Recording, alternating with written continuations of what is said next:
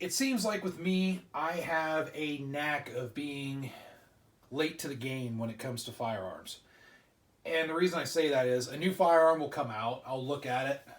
You know, I'll see an ad on it rather, or I'll see it on YouTube or whatnot. And I'll say, oh, it's really cool. But then I'll just kind of forget about it and go about my daily life. And then at some point later, I'll actually handle the firearm and kick myself going, why didn't I get that when it came out?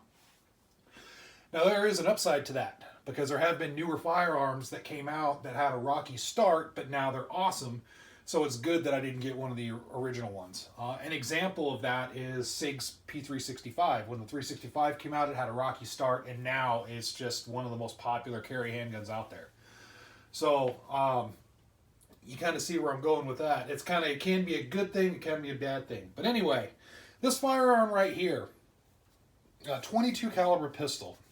Now, I've shot 22 caliber pistols a lot over the years, and I've had my little phases with them where I wanted them, and then I'd get some, and then I'd kind of get bored of them, I guess, get rid of them or stop shooting them or whatnot. And every time I had a semi-automatic 22, it always kind of fell flat because I'm not a real big fan of the Ruger designs. I don't like the tiny little Ruger, what is it called, the SR22 or whatnot. It's just too small for my hands. The same reason I don't own a P365 for daily carry or anything like that. It is just too dang small for my hands. I can't grip the dang thing. I was born with these really big useless meat hooks, so yeah, it just becomes an issue. But the older 22 semi-autos, they were kind of, Rugers are okay, they're accurate, just wasn't my thing. There were a couple other ones that kind of look like Glocks when they came out, and they were kind of cool, but yeah, they were okay. It just wasn't my thing. I never got excited for them. But now this thing came out, and then I actually started paying attention to it, and I said, holy crap, this thing's awesome. And that's what I want to talk about. You already know, most of you, this is a Taurus TX22. So Taurus has really been, I guess, revamping their lineup. They've had a reputation for years, and then it seems like they're trying their best to get out of that reputation with their G3 series, their G3C, their G3 full size, and now this thing. $250 first off. So $250, and it's a semi-automatic 16 round 22. It's kind of a double stack, but not really.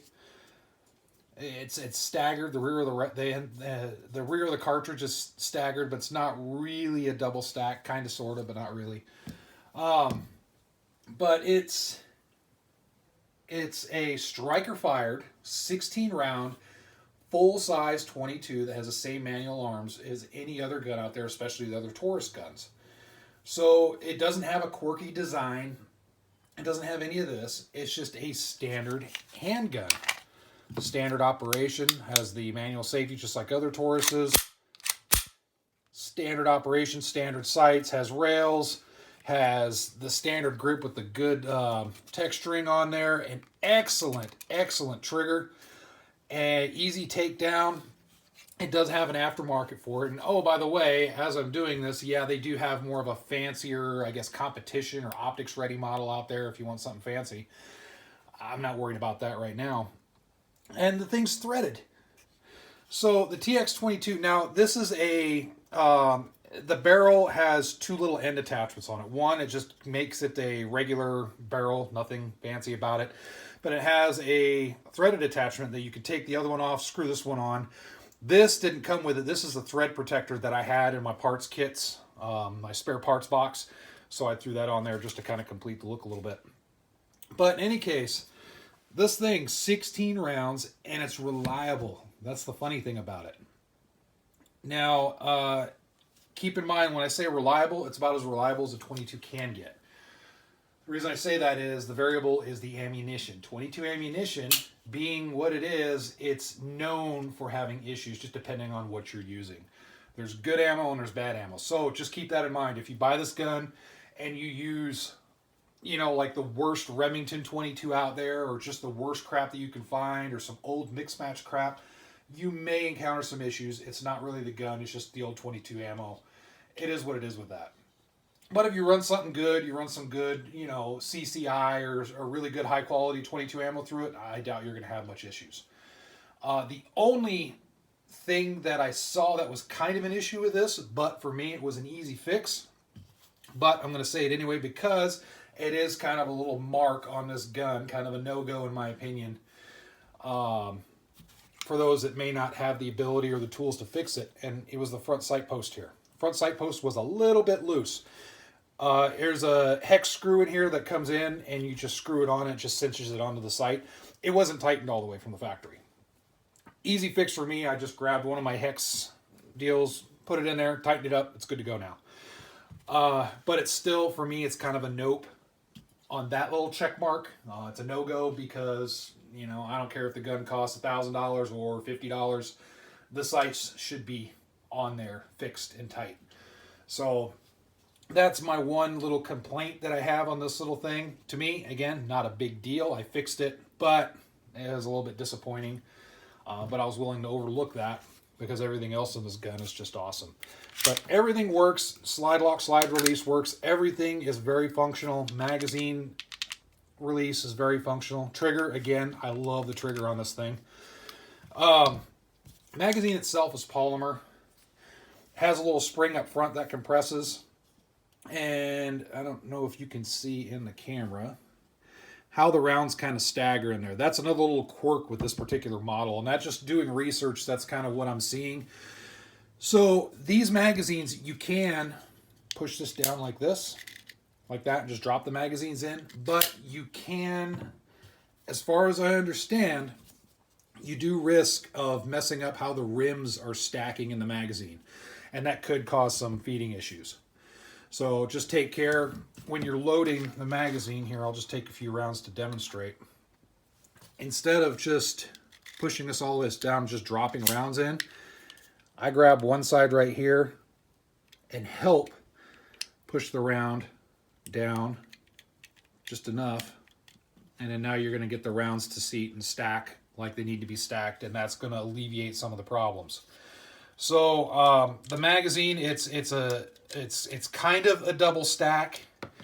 I guess you can call it a double stack, but it's not really, just more of a staggered type deal. The spring is it has very good tension on the spring. The spring is right in the front part of the magazine here. You can't see it. Standard polymer all the way through and through except for the spring. Very snag free. It is an open design, so keep that in mind. If you're going to use this in field conditions, there is a way for dirt to be introduced. So take care of your magazines. Being all polymer, I don't expect these to be as robust as a standard steel pistol magazine. So keep that in mind. If you're going to use this for training purposes, out in the field or whatnot, just take care of your magazines, I guess is the bottom line. So what do we use this for? What's the purpose of this gun? If you're going to spend $250, what's the purpose of it? Some people will just buy it because it's cool. Some people need a type of practical reason. So there's a few things. Number one, just shooting, practice. A practice gun, a training gun. Something that if you don't want to shoot 9mm, because especially right now, 9mm, just like any other caliber of ammunition, is like unicorns. And oh, by the way, when I got this, they actually threw out 22 right at the same time. So I was able to get a bunch of 22 for only $2.99 a box. Score, especially in this time frame. So if you're not able to get the more expensive ammo, or you just don't have an inclination and you just want to practice with cheaper stuff just for whatever reason, you can get one of these and shoot 22 and go nuts with it. For new shooters, sure, you could certainly use it for new shooters, get them used to the operation of a gun. I used to be of the mindset that, yeah, start everybody on 22s and then work their way up. Yes and no, it just depends on the person. You have to read the person. Some people, yeah, I would say start them off on a 22 and work them up to center fire calibers, but other people, I would say just start them on 9mm or something like that and just run with it. But in any case, yeah, a training gun for a new shooter, sure. Outdoors gun, camping, stuff like that, sure. Absolutely. You could throw this into a pack, you know, get a holster for it or whatnot, do it safely, and either throw it on your hip or throw it in a pack or whatever. And yeah, sure, absolutely. Um, a bug out gun, sure. It's very lightweight, so sure, it would be a good little addition to a bug out bag. Absolutely. Self defense, and this is where we might get a little bit of controversy or whatnot. I'm going to say yes and no. And the reason I'm going to say that is, first off, no, in the aspect of if you can get better, a more capable caliber like a 9mm, 40, 45, even 380, all that good stuff, then do so. Yes, if you just don't have an interest in the centerfire calibers, or you're recoil sensitive, or there's disabilities involved, or you just are a 22 person and just for whatever reason just can't stand the bigger stuff, then yes, use it. Because I'm going to say this, yeah, I'd rather have this than nothing. So the 22 is nothing to laugh at. I certainly wouldn't want to get shot with it, but keep in mind there's a lot of limitations. The biggest wild card in all that is not so much the gun itself. The TX22 is a solid design. It's the ammunition. 22 caliber ammunition, just the consistency can be all over the place. So you really, really have to look into that. If you're going to buy something like this and use it for a serious home defense or what have you, you have to look at that. You have to decide, okay, do you trust your life to the 22 ammunition? And that's, in my opinion, if you're going to use a 22, make sure you get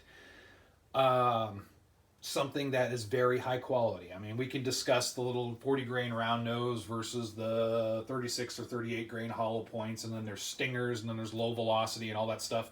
This gun actually chugs through a lot of the different weights of 22, but I think the most thing that's important if you're going to utilize something like this is find the ammunition that's really consistent. You're going to get that ignition every time. So that might take a little bit of research. One brand that I do like, that seems to be the most consistent for me, is just the standard CCI 40 grain solids. These are Blazer. I think these are 40 grainers as well. Yep, these are 40 grains. These are solids, but they're the lead loads. And I'm talking about the CCI, the solid coppers. If I had to use a 22 as a self-defense gun, that's what I would probably use right there. So in any case, I know this wasn't really very technical based, and my reviews tend not to be super technical. I try not to do that because I think it's a little bit dry. I'd rather just speak from the mind. When I do these videos, I don't have an outline. I don't have anything. I'm just talking right now. So maybe if I used an outline and followed it, maybe there'd be a little more technical information, but I think it would be drier. But anyway, these things, as far as the design, it's great. The takedown is great. The takedown is right here. If you can see right there, you push this down, this thing comes off, and it's just a real easy to take down. Not many pieces, easy to clean. The sights, one last thing to mention, the sights are adjustable. Take it or leave it. I don't really have a thought on the matter as whether they're adjustable or not. So take it or leave it in regards to that. The aftermarket accessories on these, there seems to be a growing aftermarket, and I do like that. There are plus capacity base plates for these magazines. There's a few different little things that are being offered for it right now, and I think it's just going to get better. Is it good competition for the Glock 22 caliber? Oh, heck yes. I think it is. Other little guns like the Kel-Tec, little 22 caliber Kel-Tec pistol that they came out with, is it competition for that? Yeah, maybe so. I mean, I will say that this has higher availability than the Kel-Tec stuff. For those of you that know me, my one gripe about Kel-Tec is they come out with really cool designs and guns that are so ugly that they're cool, but then they just never make enough. The demand always exceeds the supply, and people are just always trying. I'm like, guys, make some more guns. You're going to make a mint off of this stuff. So anyway, enough yammering out of me. Feel free to comment below on your experiences with the TX22. But yes, I dig it. If you're looking for an inexpensive, I mean, $250 on average. That's an awesome price. That's cheaper than a lot of 22s, and you get a lot more out of it. So check them out if you haven't done so already. There's a good chance you might see some in your area. I know they're all over in my area right now. We'll see how long that lasts. So, all right, enough out of me. Stay safe out there. Hope everybody's trying to navigate the Corona / political waters well. I know it's kind of crazy. It's kind of a circus show right now. Just remember, no matter how much of a circus show it is on TV, you still have control of your own life. You have control of your own happiness. All right, thanks a lot for watching.